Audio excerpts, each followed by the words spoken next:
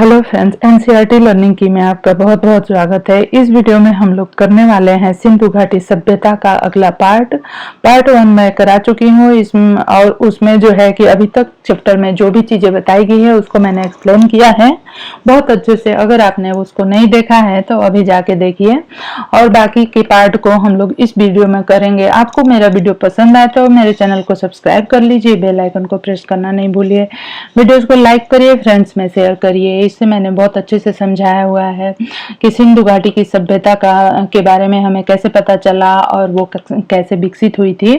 भारतीय संस्कृति की निरंतरता में हम पढ़ेंगे। हमें आरंभ में ही ऐसी सभ्यता और संस्कृति की शुरुआत दिखाई पड़ती है जो तमाम परिवर्तनों के बावजूद आज भी बनी हुई है।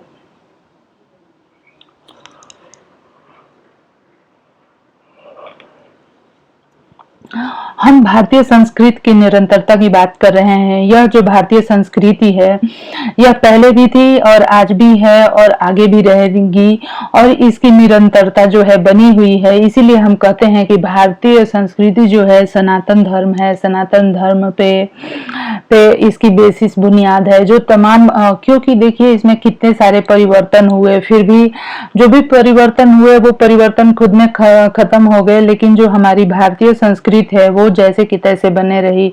इसी समय मूल आदर्श आकार ग्रहण करने लगते हैं और साहित्य और दर्शन, कला और नाटक जीवन के आम तमाम क्रियाकलाप इन आदर्शों और विश्व दृष्टि के अनुकूल चलने लगते हैं। इसी समय उस विशिष्टतावाद और छुआछूत की प्रवृत्ति का आरंभ दिखाई पड़ता है जो बाद में बढ़ते बढ़ते असहाय हो जाती है।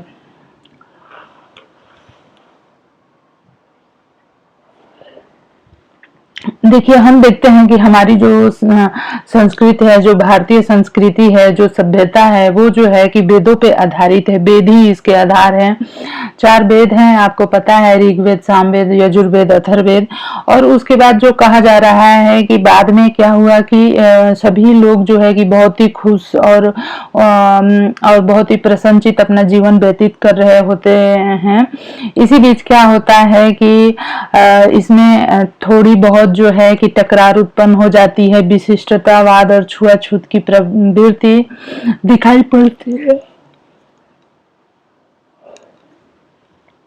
इसमें क्या होता है कि छुआछूत और इसी समय उस विशिष्टतावाद और छुआछूत की, जैसे खुद को कोई बहुत ही पैसा वाला है तो खुद को बहुत ही ज्यादा पैसा वाला समझने लगता है, जाति के आधार पे छुआछूत होने लगते हैं।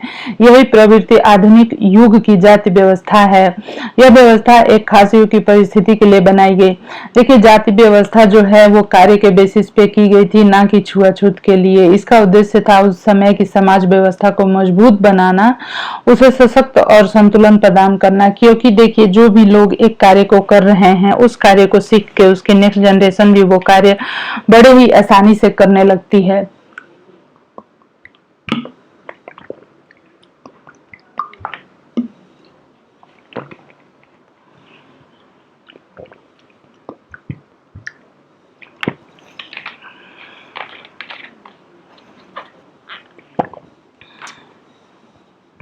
तो देखिए इससे क्या होता है, इसका उद्देश्य है उस समय की समाज व्यवस्था को मजबूत बनाना, उसे सशक्त और संतुलन प्रदान करना। किंतु बाद में यह उसी समाज व्यवस्था और मानव मन के लिए कारागृह बन जाती है। देखिए यहाँ पे क्या है,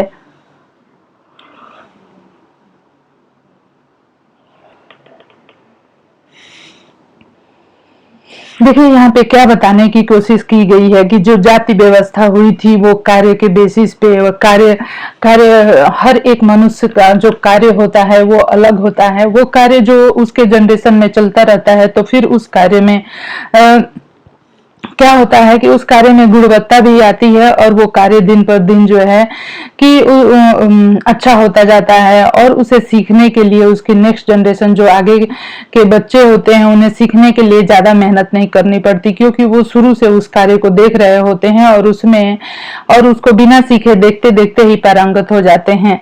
तो ये जो व्यवस्था थी, जो जाति व्यवस्था, इसीलिए बनाई गई थी। लेकिन यह जो जैसे जैसे समय आगे बढ़ा और जो है कि ये चीजें गलत गलत रूप लेने लगी। ठीक है, ये जो हमारी संस्कृति में विशिष्टतावाद और छुआछूत दिखाई देने लगा, और जो है कि यह जो है जो व्यवस्था है समाज की, जाति के आधार पे, एक्चुअली जाति के आधार पे नहीं, कार्य के आधार पे जातियों का डिवीजन हुआ था, लेकिन आज के टाइम पे उसी को जो है यह व्यवस्था जो एक समय पे बहुत ही ज्यादा सहायक रही किसी भी सभ्यता के विकास में, वही व्यवस्था आज के टाइम पे कारागृह बन गई है, क्योंकि मानव जो है उसके अंदर मानवता नहीं रही और उसको गलत रूप दिया जा चुका है। फिर भी यह व्यवस्था लंबे समय तक बनी रही।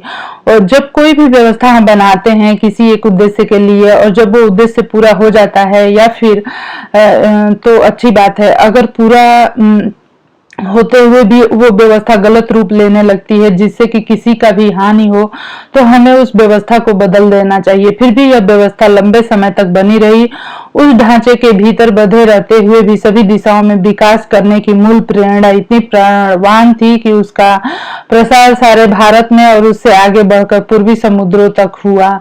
इतिहास के इस लंबे दौर में भारत अलग थलग नहीं रहा। ईरानियों और यूनानियों से, चीनी और मध्य एशियाई तथा अन्य लोगों से उसका संपर्क बराबर बना रहा। 3-4 हजार वर्षों का यह सांस्कृतिक विकास और उसका अटूट सिलसिला अद्भुत है। देखिए, उपनिषद का समय जो है 800 ईसा पूर्व के आसपास से माना जाता है। वे हमें भारतीय आर्य के चिंतन में एक कदम और आगे ले जाते हैं, और यह एक लंबा कदम है। देखिए, यहाँ पे उपनिषदों में जांच पड़ताल की चेतना और चीजों के बारे में सत्य की खोज का उत्साह दिखाई पड़ता है। यह सही है कि सत्य का यह खोज आधुनिक विज्ञान की वस्तुनिष्ठ पद्धति से नहीं की गई, फिर भी उनके दृष्टिकोण में वैज्ञानिक पद्धति का तत्व मौजूद है। वे किसी किस्म के हठवाद को अपने रास्ते में नहीं आने देते। उनका जोर अनिवार्य रूप से आत्मबोध पर है, व्यक्ति की आत्मा और परमात्मा संबंधी ज्ञान पे है। ठीक है, व्यक्ति की जो आत्मा है और जो उसके परमात्मा से रिश्ते हैं उस पे है। इन दोनों को मूलतः एक कहा गया है। बाह्य वस्तु जगत को मिथ्या तो नहीं कहा गया, पर उसे सापेक्ष रूप में सत्य कहा गया है। आंतरिक सत्य एक ऐसा पहलू के अर्थ में है। उपनिषद का सामान्य झुकाव अद्वैतवाद की ओर है। सारे दृष्टिकोण का इरादा यही मालूम होता है कि उस समय जिन मतभेदों के कारण भयंकर वाद विवाद हो रहे थे, उन्हें किसी तरह कम किया जा सकता था। यह सामंजस्य का रास्ता है। जादू टोने में दिलचस्पी या किसी किस्म के लोकोत्तर ज्ञान को सख्ती से निरुत्साहित किया गया है। बिना सच्चे ज्ञान के कर्मकांड और पूजा पाठ को व्यर्थ बताया गया है। उपनिषदों की सबसे प्रमुख विशेषता, जो हमारे वेद और उपनिषद हैं उसमें क्या क्या चीजें बताई गई हैं, इसी के बारे में हम लोग संक्षेप में जान रहे हैं। उपनिषदों की सबसे प्रमुख विशेषता क्या होती है? सच्चाई पर बल देना। उपनिषद जो होते हैं कि मशहूर प्रार्थना में प्रकाश और ज्ञान की ही कामना की गई है। जो उपनिषद है उसमें सबसे प्रमुख विशेषता यह है कि सच्चाई पे बल देना, मीन्स कि हमेशा सत्य बोलना चाहिए और सत्य कार्य करना चाहिए। उपनिषदों की मशहूर प्रार्थना में प्रकाश और ज्ञान की ही कामना की गई है। मीन्स कि जो प्रेयर उपनिषदों में, जो हमारे उपनिषदों में प्रेयर दिए गए हैं, जो प्रार्थनाएं दी गई हैं, उसमें ये कहा गया है कि हे भगवान, हमें ज्ञान और प्रकाश की तरफ ले चलो, असत से मुझे सत की ओर ले चलो। ठीक है, तो जो हमारे वेद और उपनिषद है वही भारतीय संस्कृति की आधार है, बुनियाद है, और उसी से सीख के जो है कि मानव अपना जीवन जीता है। ठीक है, तो यही बताया जा रहा है कि वेदों में हमें क्या क्या बताया गया और उपनिषदों में हमें क्या क्या बताया गया। उपनिषदों में सच्चाई पर बल दिया गया है। उपनिषदों में जो मशहूर प्रार्थना है उसमें भगवान से ये प्रार्थना की गई है कि आत्मा को जो है परमात्मा ज्ञान और प्रकाश की ओर ले चले, असत्य से दूर ले चले, अंधकार से दूर ले चले, अंधकार से प्रकाश की ओर ले चले, मृत्यु से मुझे अमृतत्व की ओर ले चले। बार बार हमें एक बेचैन मन झांकता दिखाई पड़ता है, जो निरंतर किसी खोज में, किसी प्रश्न का उत्तर पाने में लगा है। रेव ब्राह्मण में इस लंबी अनंत अन्यवार यात्रा के बारे में एक स्रोत है। हर श्लोक का अंत इस टेक से होता है, चरैवीते चरैवीते, हे यात्री इसलिए चलते रहो चलते रहो। मीन्स कि उपनिषदों में हमें ये बताया गया है कि हम एक यात्री हैं और चलते रहना हमारा धर्म है। व्यक्तिवादी दर्शन के लाभ और हानियां। यहाँ पे हम देखेंगे कि उपनिषदों में बराबर इस बात पर जोर दिया गया है कि कारगर रूप से प्रगति करने के लिए जरूरी है कि शरीर स्वस्थ हो, मन स्वच्छ हो तथा तन मन दोनों अनुशासन में रहें। ज्ञान अर्जन या किसी भी तरह की उपलब्धि के लिए संयम, आत्मपीड़न और आत्मत्याग जरूरी है। इस प्रकार की तपस्या जो होती है का विचार भारतीय चिंतन में सहज रूप से निहित है। गांधी जी के नेतृत्व में जिन जन आंदोलनों ने भारत को हिला दिया, उनके पीछे जो यहाँ पे कहा जा रहा है कि गांधी जी के नेतृत्व में, गांधी जी ने नेतृत्व किया था, कुछ जन आंदोलनों ने भारत को हिला दिया, उनके पीछे जो मनोवृत्ति काम कर रही है उसके सही समझ के लिए विचार को समझना जरूरी है। भारतीय आर्य अपने से भिन्न औरों के विश्वासों और जीवन शैलियों के प्रति चरम सहनशीलता के कारण उन झगड़ों को बचाते रहे जो अक्सर समाज को खंड खंड कर देते हैं। देखिए, भारतीय समाज, भारतीय जो आर्य थे वो कहीं और से नहीं आए थे, ये भारत के ही लोग थे। तो यहाँ पे जो कहा जा रहा है कि भारतीय जो संस्कृति है और यहाँ के जो लोग हैं उनमें जो है कि उनकी जो जीवन शैली है उसमें सहनशीलता बहुत ही ज्यादा है। बाकी के देशों में ये सहनशीलता नहीं है और इसी वजह से छोटे छोटे झगड़ों के कारण जो है समाज खंड खंड हो जाता है। उन्होंने एक तरह का संतुलन बनाए रखा, एक व्यापक ढांचे के भीतर रहते हुए भी लोगों को अपनी पसंद की जिंदगी बसर करने की काफी छूट देकर उन्होंने एक प्राचीन और अनुभवी जाति की समझदारी का परिचय दिया। उनकी ये उपलब्धियां बहुत अनोखी हैं, लेकिन उनके इसी व्यक्तित्ववाद का परिणाम यह हुआ कि उन्होंने मनुष्य के सामाजिक पक्ष पर, समाज के प्रति कर्तव्य पर कम ध्यान दिया।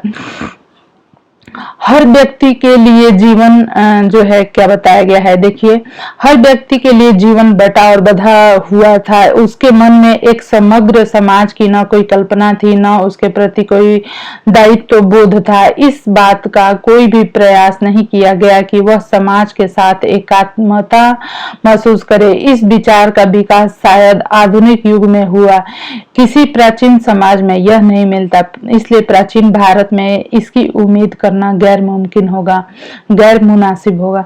व्यक्तित्ववाद, अलगाववाद और ऊंच नीच पर आधारित जातिवाद पर भारत में कहीं अधिक बल दिया जाता रहा। भारत में हमारी जनता का दिमाग इस प्रवृत्ति का बंदी बन गया। हमारे पूरे इतिहास में यह एक बहुत बड़ी कमजोरी रही। यह कहा जा सकता है कि जाति व्यवस्था में शक्ति के बढ़ने के साथ साथ हमारी बौद्धिक जड़ता बढ़ती गई और जाति की रचनात्मक शक्ति धुंधलाती चली गई। भौतिकवाद क्या है? देखिए, भौतिकवाद जो है हमारा बहुत बड़ा दुर्भाग्य है। भौतिकवाद जो है क्या है? हमारा बहुत बड़ा दुर्भाग्य है। भौतिकवाद है बनी बनाई चीजों पे भारत में और दूसरे भागों में भी विश्व में जो है कि प्राचीन साहित्य के एक बहुत बड़े हिस्से को खो दिया। ठीक है, यह शायद इसलिए हुआ कि ग्रंथों को आरंभ में ताड़ पत्रों या भोजपत्रों पर लिखा गया था, कागज पर लिखने का चलन बाद में हुआ। ठीक है, और ये सारी चीजें प्राचीन पुस्तकें भारत में नहीं मिली, जब चीनी और तिब्बती भाषा में उनको अनुवाद मिल गए हैं। जो पुस्तकें खो गई उनमें भौतिकता पर लिखा गया पूरा साहित्य है, जिसकी रचना आरंभिक उपनिषदों के ठीक बाद हुई थी। इस साहित्य का हवाला अब सिर्फ उनकी आलोचनाओं में मिलता है या फिर भौतिकवादी सिद्धांतों के खंडन के विशद प्रयास में। फिर भी इस बात में कोई संदेह नहीं कि भारत में सदियों तक भौतिकवादी दर्शन का प्रचलन रहा और जनता पर उस समय उसका गहरा प्रभाव था। राजनीति और आर्थिक संगठन पर ईसा पूर्व 4वीं शताब्दी में रचित कौटिल्य की प्रसिद्ध रचना अर्थशास्त्र में इसका उल्लेख भारत के प्रमुख दार्शनिक सिद्धांत के रूप में किया गया है। भारत में भौतिकवाद के बहुत से साहित्यों को पुरोहितों और धर्म के स्वरूप में विकसित करने वाले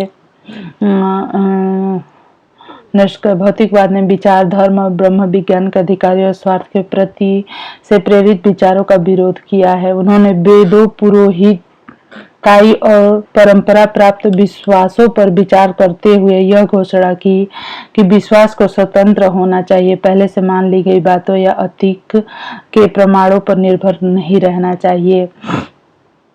यहाँ पे ये कहने की कोशिश की जा रही है कि जो भारतीय संस्कृति है वो भौतिकवादी है और उसका दृष्टिकोण जो है भौतिकवादी है और वो वस्तुओं को इकट्ठा करने में वे अपने आप को अतीत की बेड़ियों और बोझ से मुक्त करना चाहते थे, उन तमाम बातों से जो प्रत्यक्ष दिखाई नहीं देती।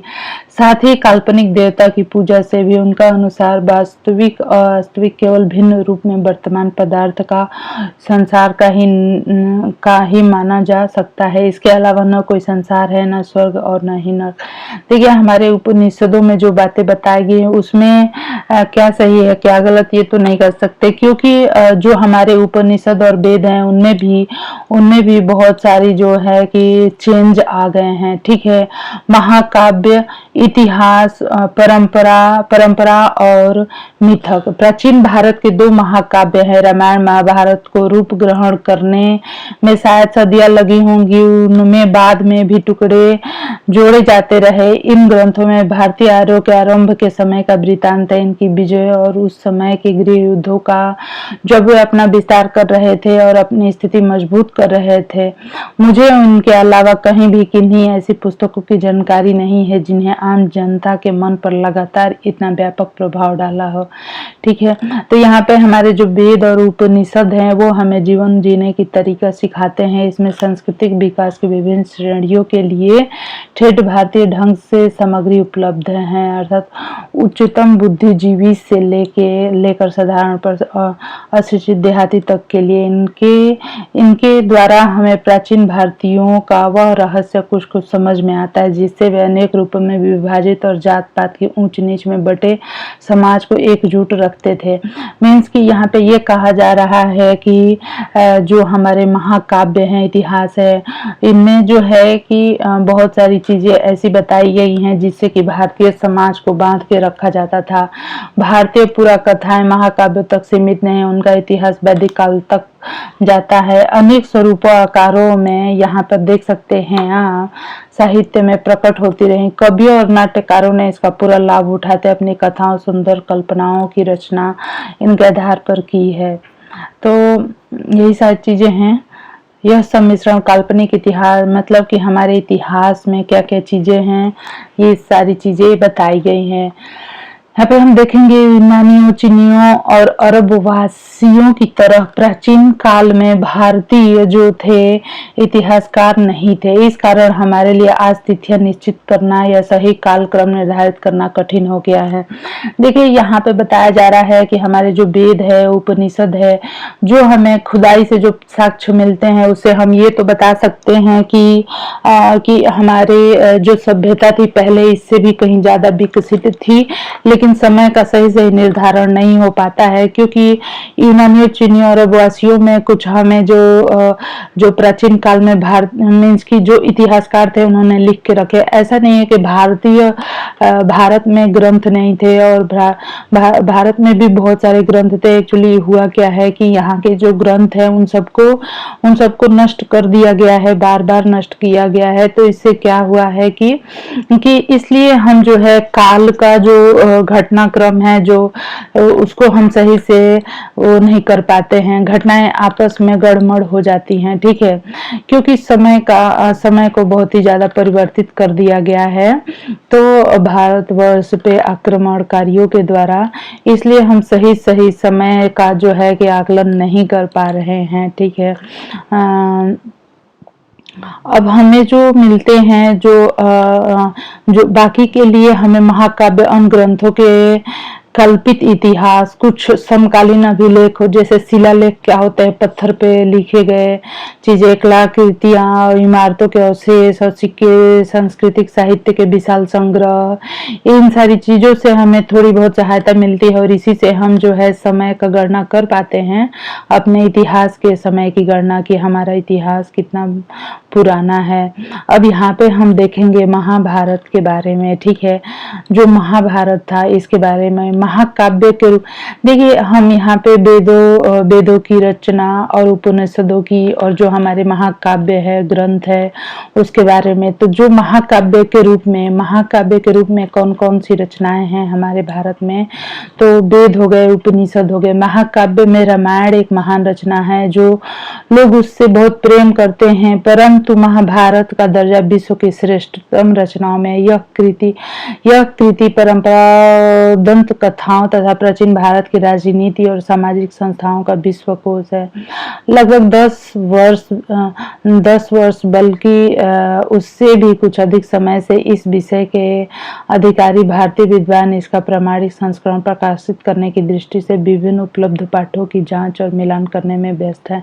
मीन्स कि यहाँ पे ये कहा जा रहा है कि जो महाभारत और रामायण है हमारे पास, उन्हें भी बहुत बार जो है कि खराब कर दिया गया था, लेकिन फिर भी उन्हें जो है कि हमारे जो विद्वान हैं उन्होंने समेट कर रखा है। देखिए यहाँ पे हम देखेंगे कि आर्यों में स्त्रियों का अनेक विवाह का चलन नहीं था, किंतु महाभारत की कथा की एक विशेष नायिका 5 भाइयों की पत्नी है। धीरे धीरे यहाँ पहले से मौजूद आदिवासियों के साथ नए आने वाले लोग भी आर्यों के साथ घुल मिलकर एक हो रहे थे और इस नई स्थिति के अनुरूप वैदिक धर्म में संशोधन किया जा रहा था। इसने सबको समेट कर चलने वाला एक उदार व्यापक रूप ग्रहण कर लिया, जिसे आधुनिक हिंदू धर्म निकला। यह इसलिए संभव हो सका क्योंकि बुनियादी नजरिया यह जान पड़ता है कि सत्य पर किसी का एक अधिकार नहीं हो सकता। उसे देखने और उस तक पहुंचने के बहुत सारे रास्ते हैं, इसलिए सब तरह के अलग अलग, यहाँ तक कि विरोधी विश्वासों को भी सहन कर लिया गया है। भारत, देखिए यहाँ पे कहा जा रहा है कि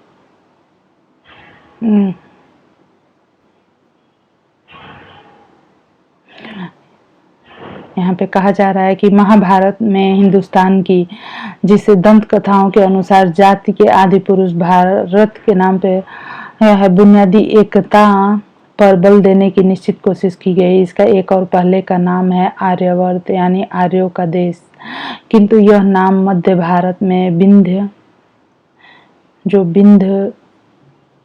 विंध्य पर्वत तक फैले उत्तर भारत के इलाके तक सीमित था। यहाँ पे आप देख सकते हैं आर्यवत उसे ही कहते हैं जो, और आर्य भी यहीं के थे जो महाभारत के लोग थे। रामायण की कथा जो है, रामायण की कथा दक्षिण में आर्यों के विस्तार की कहानी है। यह विराट गृह युद्ध जो बाद में हुआ और जिसका वर्णन महाभारत में किया गया, इसके बारे में मोटे तौर अंदाजा लगाया कि वह ईसा पूर्व 14वीं शताब्दी के आसपास हुआ होगा। वह लड़ाई भारत पर एक अधिकार स्थापित करने के लिए लड़ी गई थी। इसी लड़ाई से एक अखंड भारत की अवधारणा की शुरुआत हुई। इस अवधारणा के अनुसार आधुनिक अफगानिस्तान का बहुत बड़ा हिस्सा भारत में शामिल है। इस हिस्से को उस समय गांधार, जिसे वर्तमान कंदहार शहर का नाम पड़ा है, कहा जाता था, उसे भारत का अभिन्न हिस्सा समझा जाता था। वास्तव में इसी कारण मनुष्य शासक की पत्नी का नाम गांधारी यानी कि कंधार की कन्या पड़ा था। दिल्ली नाम का आधुनिक शहर नहीं, बल्कि इस इलाके के निकट बसे हुए हस्तिनापुर, इंद्रप्रस्थ नाम के पुराने शहर इसी समय भारत की राजधानी बने थे। महाभारत में कृष्ण से संबद्ध आख्यान भी है और प्रसिद्ध काव्य भगवत गीता के दर्शन के अलावा इस ग्रंथ में शासन कला और सामान्य रूप से जीवन के नैतिक आचार सिद्धांतों पर जोर दिया गया है। अब देखिए जो भी हमारी जो ग्रंथ है, महाकाव्य है, रामायण है, महाभारत है और गीता है, इनमें हमें अपने जीवन को कैसे जीने हैं और कैसे लोकाचार करना है, इसके बारे में पूरी जानकारी दी गई है। ठीक है, और सत्य, निष्ठा, अहिंसा आदि की बुनियादी सिद्धांतों को छोड़कर खुद समय और मौजूद परिस्थिति पर निर्भर करता है। ठीक है, और इन काव्यों में जो चीजें बताई गई हैं वो आज भी लागू होती हैं। महाभारत एक ऐसा समृद्ध भंडार है जिसमें अनेक अनमोल चीजें हैं। महाभारत जो है ऐसा समृद्ध है जिसमें अनमोल चीजें ढूंढी जा सकती हैं। यह विविधता पूर्वक वर्ष पूर्व दुखदारी जिंदगी से सराबोर है। यह केवल नैतिक शिक्षा की पुस्तक नहीं है। महाभारत से मिलने वाले शिक्षा को एक वाक्य में के इस रूप में सूत्रबद्ध किया गया है: दूसरों के साथ ऐसा आचरण नहीं करो जो तुम्हारे खुद अपने लिए स्वीकार्य ना हो। इसमें लोक मंगल पर जो बल दिया गया है वह ध्यान देने योग्य है। महाभारत में कहा गया है, जो बात लोक हित में नहीं है या जिसे कहते हुए तुम्हें शर्म आए उसे कभी नहीं करना चाहिए। फिर कहा गया है, सच्चाई, आत्म संयम, तपस्या, उदारता, अहिंसा, धर्म का निरंतर पालन सफलता के साधन है। जाति और कुल नहीं, धर्म जीवन और अमरता से बड़ा है। सच्चे आनंद के लिए सुख भोगना आवश्यक है। धन के पीछे दौड़ने वाले पर व्यंग किया गया है। ठीक है। अब नेक्स्ट हमारा जो ग्रंथ है वो है भगवत गीता। महाभारत का ही एक अंश है परंतु उसकी अपनी अलग जगह है। ठीक है, और वह अपने आप में मुकम्मल है। जो हमारा भगवत गीता है यह 700 श्लोकों का एक छोटा सा काव्य है। ठीक है, यह काव्य है, महाकाव्य कहिए। इसकी रचना बौद्ध काल से पहले है, बौद्ध काल से पहले हुई थी। तब से अब तक इसकी लोकप्रियता प्रभाव में कम नहीं हुआ। आज भी भारत में इसके प्रति पहले जैसा आकर्षण बना हुआ है। विचार और दर्शन का हर संप्रदाय इसे श्रद्धा से देखता है और अपने ढंग से इसकी व्यवस्था करता है। संकट के समय जब मनुष्य के मन को संदेह सताता है, वह कर्तव्य के बारे में दुविधाग्रस्त, तो वह प्रकाश और मार्गदर्शन के लिए गीता की ओर देखता है, क्योंकि यह संकट काल के लिए लिखी गई कविता है। राजनीतिक और सामाजिक संकट के लिए उससे भी अधिक मनुष्य की आत्मा है उसके संकट के लिए। मीन्स कि यह जो गीता है जो कि काव्य है, ठीक है, महाकाव्य है, इसमें 700 श्लोक हैं और इसमें बताया गया है कि संकट के समय में कैसे एक मनुष्य की आत्मा को सोचना चाहिए और कैसे बर्ताव करना चाहिए। आधुनिक युग के विचार और कर्म क्षेत्र के नेताओं तिलक, अरविंद घोष, गांधी सभी ने इसकी अपने ढंग से व्याख्या की है। गांधी जी ने इसे हिंसा में अपने दृढ़ विश्वास का आधार बनाया है। इस काव्य का आरंभ महाभारत का युद्ध आरंभ होने से पहले युद्ध क्षेत्र में अर्जुन और कृष्ण के बीच संवाद से होता है। मीन्स कि उस समय क्या हुआ था कि जब लड़ाई लग गई थी उस समय अर्जुन जो है युद्ध क्षेत्र से भागना चाह रहे थे, वो लड़ाई नहीं करना चाह रहे थे। तो फिर कृष्ण भगवान ने उनको ज्ञान दिया, इसी को गीता ज्ञान कहते हैं। वहीं से ये स्टार्ट होता है। अर्जुन जो है बहुत परेशान है और उनके अंतर्मन में, अंतरात्मा में युद्ध चल रही है कि कैसे किसी राज्य के लिए मैं अपने ही बड़ों को मारूंगा, मित्रों को, संबंधियों का संहार करूंगा। तो आखिरकार किस लिए ऐसा, कौन सा ऐसा लाभ हो सकता है जो इस हानि, इस पाप का परिहार कर सके। उसकी पुरानी कसौटियां नाकाम हो जाती हैं, उसके मूल्य ढह जाते हैं। अर्जुन इंसान के उस पीड़ित आत्मा का प्रतीक बन जाता है जो युग युग से कर्तव्य, नैतिकता के तकाजों की दुविधा से ग्रस्त है।